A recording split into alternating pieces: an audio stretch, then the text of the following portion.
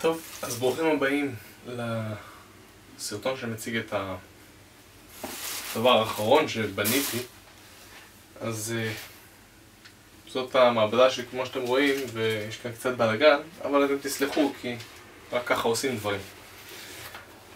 אז זו הקסדה שעליה יושב גימבל למצלמת גופרו, גימבל שעשוי משני מנועים, בקר. אנחנו נזכור אני מיד אזכור את המבנה של זה קצת יותר לעומק, אבל מה שהדבר הזה עושה זה שומר את המצלמה הזאת מיוצבת. כרגע הוא לא מחובר למתח והכל די מדלדל, רק כשאני אחבר את זה לסוללה אתם תראו מה זה עושה. קודם כל בואו נסתכל איך זה בנוי.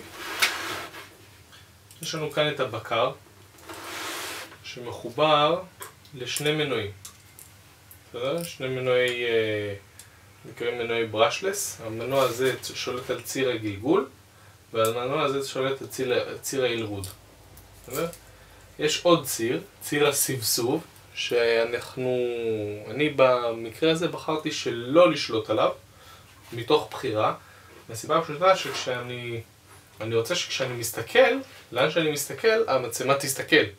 אם הייתי בוחר לבקר גם את ציר הסבסוב, זאת אומרת שהייתי מזיז את הראש, אבל המצלמה עדיין, המנוע היה גורם לה להסתכל כל הזמן לאותו כיוון. אז אני עדיין רוצה שתסתכל לאן שאני בוחר, אבל שהתנועות האלה והתנועות האלה של הראש, שהיא תבקר ושלא תזוז. אז ככה, אלה המנועים, אתם יכולים, מאיפה שקניתי אותם, כל הלינקים מופיעים בתחתית, בהמשך הפוסט. אוקיי?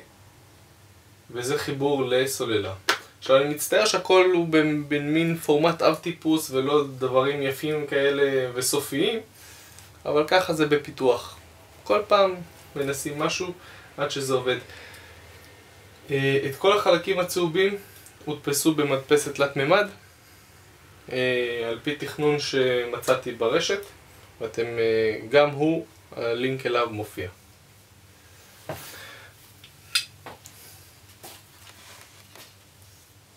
אז ככה, זו הסוללה, אני אחבר אותה. מה שהבקר עושה בהתחלה, הוא עושה מין איזשהו סטאפ כזה, בוט, מעלה את התוכנה, וברגע שהוא מעלה את התוכנה אתם תראו מה קורה למצלמה.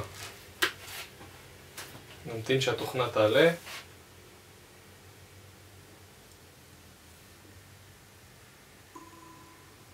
יפה. המצלמה מאופסת. ניתן לכם קצת מבט לראות איך זה נראה מקדימה.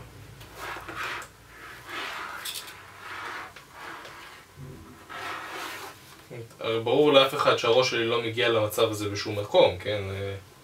בשום מצב.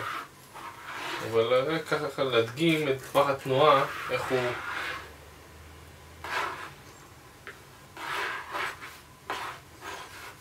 בואו נעשה עוד קצת מהצד.